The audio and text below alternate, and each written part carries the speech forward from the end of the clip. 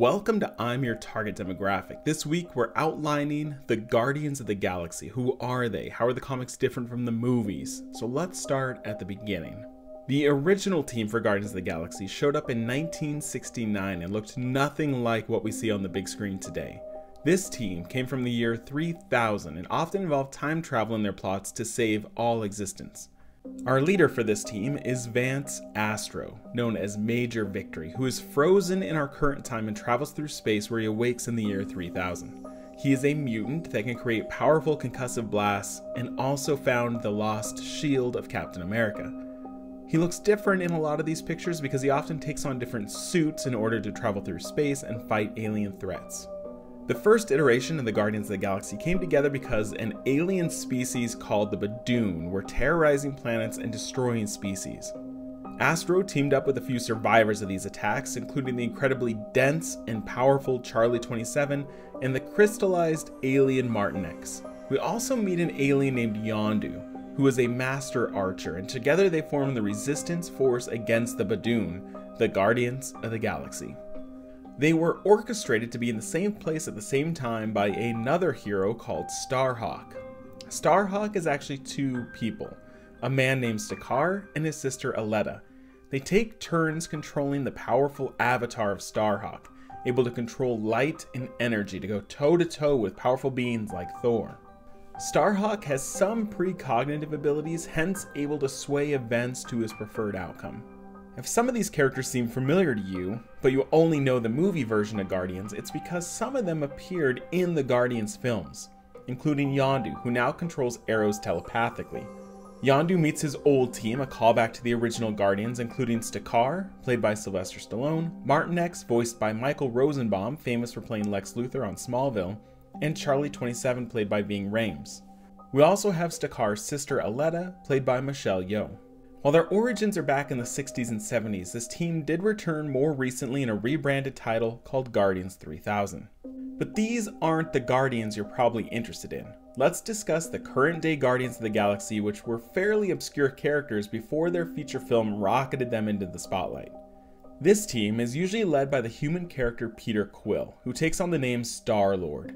He fights evil using technology such as his mask that allows him to breathe in space, and an element gun that can shoot elements like fire and lightning. In the movies, Chris Pratt has played this role but has yet to wield the element gun. In the comics, Quill's parentage was also important, but he turned out to be the son of an alien villain named Jason, or Jason, as opposed to being the son of a Celestial in the films.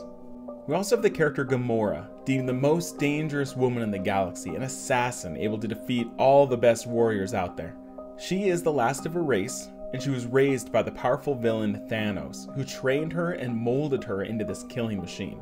In the films, she's played by Zoe Saldana and shares this history with Thanos. In the comics, he merely raised her, but in the movies, it seems he killed her entire race aside from her. Next up, we have Drax the Destroyer, whose comic book and movie versions are actually quite different. In the comic books, Drax is a human man who is placed into a body that has been specifically created to kill Thanos. He had the ability to shoot blasts and was able to track Thanos from anywhere in the galaxy, and then able to reach him by flying incredible distances without food or air. More recently, he's been depowered to match up with his movie version, where his primary attack are the knives he wields and incredible strength. In the films, he's played by former professional wrestler Dave Bautista, and he lacks the origin story of being created, but instead his family was killed because of Thanos, and so Drax has revenge on the mind.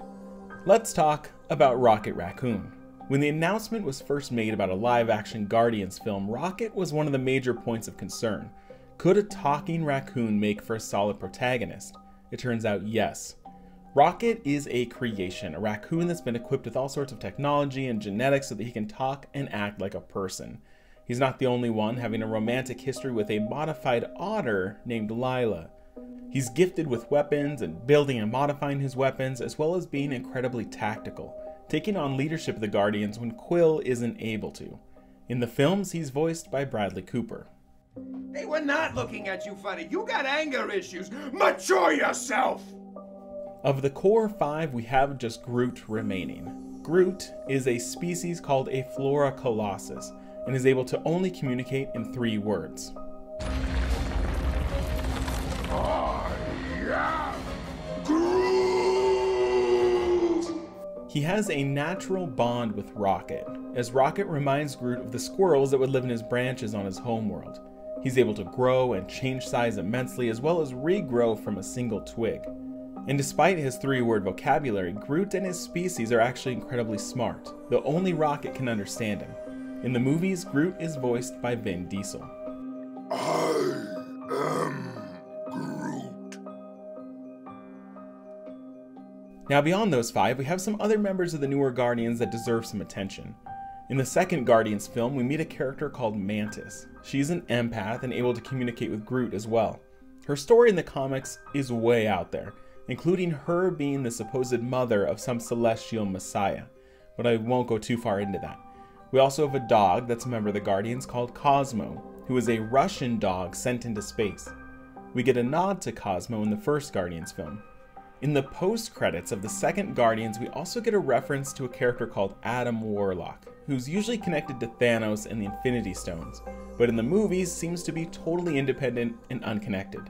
A character that would have been a natural fit for inclusion in the Thor Ragnarok film is a character named Angela, who is actually Thor's sister that was kidnapped for a long time and served as a member of the Guardians. They gave some of Angela's story to Hela, the villain of Ragnarok.